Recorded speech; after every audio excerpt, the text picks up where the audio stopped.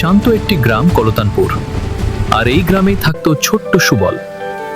সে cycle চালিয়ে গ্রামের রাস্তা দাপিয়ে বেড়াতো, পুকুরে ঝাঁপিয়ে সাঁতার কাটত, গাছে চড়ে ফলমূল পাড়ত, স্কুলেও যেত নিয়মিত। আর এসবের মাঝে তার জীবনের ধ্রুবতারা ছিল ফুটবল।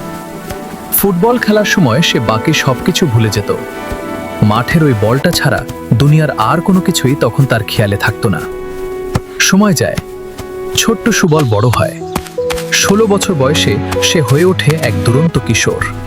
আর আজ সেই কলতানপুরের সুবল দৌড়ায় মাঠের উপর দিয়ে, চোখে স্বপ্ন, পায়ে আগুন। ফুটবল তার জীবন, আর এই মাঠ তার পবিত্র ভূমি। কলতানপুর থেকে প্রায় 30 কিলোমিটারের ক্লান্তিহীন রেলযাত্রা। লোকাল ট্রেনের ভিড় ঠেলে সুবল ছুটে যেত গোকুল স্যারের ফুটবল একাডেমিতে। ট্রেনের জানলার বাইরের দৃশ্যগুলো দেখতে দেখতে ওর মাথায় চলত শুধু একটাই চিন্তা, কিভাবে নিজের খেলাটাকে আরো নিখুঁত করা যায়। গোকুল স্যারও ওকে বড্ড ভালোবাসতেন। তিনি জানতেন এই ছেলেটার পায়ে যেমন ধার আছে, মাথায় তেমনি বুদ্ধি। তিনি বুঝেছিলেন ওর জন্য এখন শুধু প্রয়োজন সঠিক দিক নির্দেশনা। প্র্যাকটিসের ফাঁকে স্যারের দেওয়া এক একটা মূল্যবান টিপস সুবল মনের গহীনে গেঁথে নিত।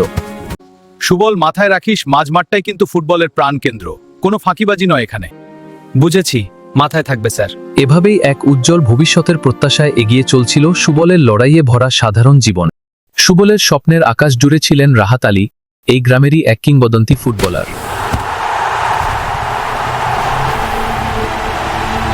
দেশের হয়ে মাঠে নামার ঠিক আগে এক মর্মান্তিক দুর্ঘটনায় তার প্রাণ চলে যায়।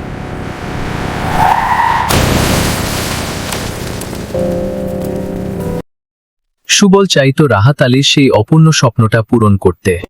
এদিকে মোহনপুর গ্রামে থাকত কুন্দন। সে ছিল খুব বড়লোকের ছেলে। কঠোর পরিশ্রম, সাধনা বা মূল্যবোধ এসবের কোনো বিশ্বাসই তার ছিল না। সে মনে করত টাকা থাকলে পৃথিবীতে যা ইচ্ছে তাই করা যায়। সে সবসময় শর্টকাটের রাস্তা খুঁজত আর অহংকারে ভরপুর ছিল। গোকুল স্যারের কাছে ফুটবল শিখত বটে, কিন্তু কোচের কথা প্রায় শুনতই না। এত ফাঁকিবাজ আর অলস ছিল যে একসময় গোকুল স্যার বিরক্ত হয়ে তাকে শেখাতে বারণ করে দিয়েছিলেন। তবু টাকার জোরে সে মোহনপুর ফুটবল টিমের ক্যাপ্টেন হয়ে বসেছিল। একদিন কলতানপুরের কাছে লজ্জাজনকভাবে হেরে গেল কুন্দনের দল। সেই ম্যাচে সুবল একাই কুন্দনকে নাচিয়ে নাচিয়ে খেলেছিল। সেই হারের প্রতিশোধ নিতে কুন্দন ছটফট করতে লাগলো। সে ফন্দি আঁটতে শুরু করলো, কিভাবে সুবল আর তার টিমকে সবার সামনে অপমান করা যায়। এর মধ্যে শুরু হয়ে গেল আন্তঃজেলা ফুটবল প্রতিযোগিতা। এখানে ছবিটা একদম উল্টো হয়ে গেল। কুন্দনের মোহনপুর টিম প্রতি ম্যাচে 10 থেকে 12 গোলের ব্যবধানে জিতে ফাইনালে উঠল। আর কুন্দন একাই প্রায় সব গোল করে যাচ্ছিল। দর্শকরা কুন্দনের জন্য প্রায় পাগল হয়ে যাচ্ছিল। অন্যদিকে সুবলের কলতানপুর টিম কষ্ট করে 2-1, 3-2, 1-0 গোলে জিতে জিতে ফাইনালে পৌঁছালো। কষ্টসাধ্য জয়ের মাঝেও সুবলের আত্মবিশ্বাস ছিল দেখার মতো।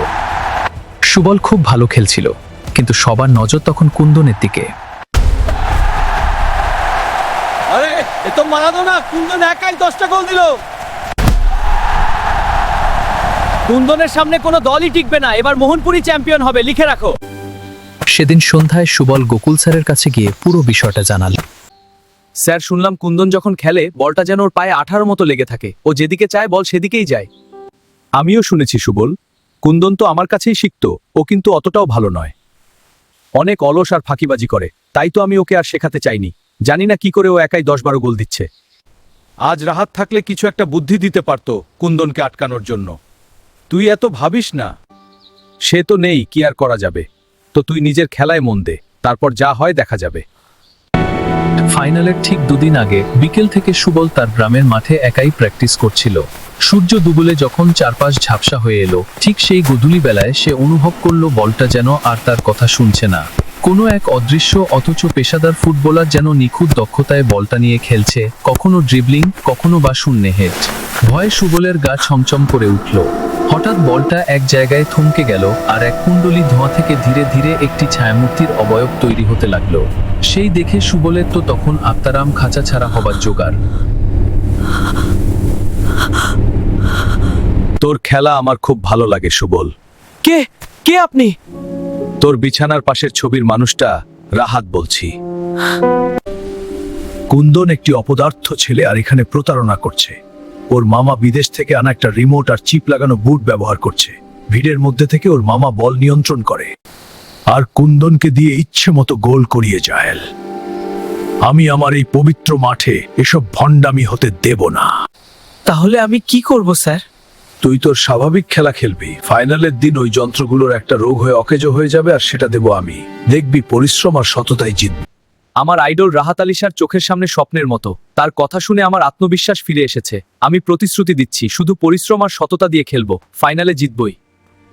ফাইনাল খেলার দিন মাঠে দর্শকদের উপচে পড়া ভিড়। সুবল মাঠে নেমে ওয়ার্ম আপ করার সময় লক্ষ্য করল কুন্দন লাল শার্ট পরা এক স্মার্ট ভদ্রলোকের সাথে নিচু স্বরে কথা বলছে। বুঝতে পারল ইনি কুন্দনের সেই মামা। ঠিক তখনই সুবলের কানে রাহাত আলীর সেই গম্ভীর কণ্ঠস্বর ভেসে এলো। বুঝেই গেছিস নিশ্চয়ই, ওই লাল শার্ট পরা লোকটাই কুন্দনের মামা। আজ এই মাঠেই মামা ভাগ্নের সব কারসাজির শেষ হবে। খেলা শুরু হতেই কুন্দন একক দক্ষতায় মাঝমাঠ থেকে বল নিয়ে এগোতে থাকে। কেউ তাকে আটকাতে পারছিল না। কিন্তু গোলপোস্টের সামনে গিয়ে শট নিতে গেলেই বলটা অদ্ভুতভাবে তার পা থেকে ছিটকে যায়। কুন্দন অপ্রস্তুত হয়ে ভিড়ের প্রথম সারিতে দাঁড়ানো তার মামার দিকে তাকালে মামা এক রহস্যময় হাসি দেন। সুবল বুঝে নেয় এটা মামারই কারসাজি। কিন্তু এরপর খেলা শুরুর প্রায় ২০ মিনিটের মধ্যেই কুন্দনের মোহনপুর ৪ গোল দিয়ে দেয়। সুবল যখন হতাশ হয়ে পড়ছে তখনই আবার তার কানে ভেসে এলো রাহাত আলীর সেই চেনা কণ্ঠস্বর। কুন্দনের মামার ওই চিপ আর রিমোটের ১২টা বাজিয়ে দিয়েছি। ওর যন্ত্রে একদম ক্যান্সার বাঁধিয়ে দিয়েছি, তাও আবার স্টেজ 4। এবার তুই নিজের খেলাটা খেল দেখি। সুবল অবাক হয়ে দেখল মাঠের চিত্রটা হঠাৎই বদলে গেছে। একটু আগেও যে কুন্দন বাঘের মতো দাপিয়ে খেলছিল, সে এখন খেই হারিয়ে বিড়ালের মতো অসহায়। কলতানপুরের ডিফেন্ডাররা খুব সহজেই তার পা থেকে বল কেড়ে নিচ্ছে। অন্যদিকে গ্যালারির ধারে দাঁড়িয়ে থাকা কুন্দনের মামার মুখটা ফ্যাকাশে হয়ে গেছে। যে জাদুকরি চাল তিনি খেলছিলেন তা কেন কাজ করছে না বা উল্টে যাচ্ছে, সেই গোলক ধাঁধায় তিনি কিংকর্তব্য বিমূঢ় হয়ে দাঁড়িয়ে রইলেন। সুবল বুঝতে পারল এসবই রাহাত আলী স্যারের আত্মার কর্মকাণ্ড। এরপর সুবল নিজের স্বাভাবিক খেলা শুরু করতেই মাঠে যেন ম্যাজিক তৈরি হলো। হাফ টাইমের আগেই সুবলের টিম ৩টি গোল শোধ করে দেয়। বিরতির পর শুরু হয় কলতানপুরের আসল দাপট। সুবল একাই হ্যাট্রিক সহ ৩টি গোল করে ম্যাচ ঘুরিয়ে দিল।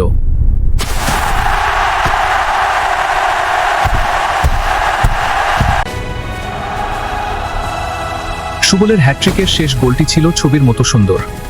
মাঝমাঠ থেকে আসা একটা লফটেড পাস যখন বক্সের ভেতর এলো, সুবল শরীরটাকে শূন্যে ভাসিয়ে এক অবিশ্বাস্য বাইসাইকেল কিক করল। বলটা যখন জালের কোণ দিয়ে আছড়ে পড়ল, পুরো মাঠ যেন স্তব্ধ হয়ে গেল। পরের মুহূর্তেই হাজার হাজার দর্শকের গগনবিদারী চিৎকারে ফেটে পড়ল চারপাশ। শেষ পর্যন্ত হাড্ডাহাড্ডি লড়াইয়ের পর মোহনপুরকে ৪-৬ গোলে হারিয়ে কলতানপুর চ্যাম্পিয়ন হলো। খেলা শেষে কুন্দন এক রহস্যময় কণ্ঠস্বর শুনতে পেলেও কাউকে দেখতে পেল না। ওটা ছিল রাহাত আলীরই গলা। জেনে রাখিস, চালাকি দিয়ে কোনোদিন মহৎ কাজ হয় না। এরপর যদি তোদের মামা ভাগ্নের এই ভণ্ডামি ফুটবল মাঠে আর কোনোদিন দেখি, তবে তোদের এমন দশা করব যে ফুটবল খেলা তো দূর, জীবনে কোনোদিন পায়ে বল ছোঁয়াতেও পারবি না।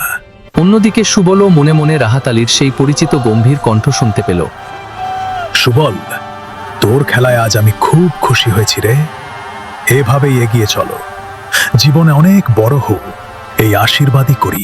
টুর্নামেন্টের সেরা খেলোয়াড় হিসেবে সুবলের হাতে ম্যান অফ দ্য টুর্নামেন্ট পুরস্কার তুলে দেওয়া হলো। সবশেষে দেখা যায় সুবল ভক্তি ভরে গোকুল স্যারকে প্রণাম করছে আর স্যার পরম স্নেহে তাকে বুকে টেনে নিচ্ছেন।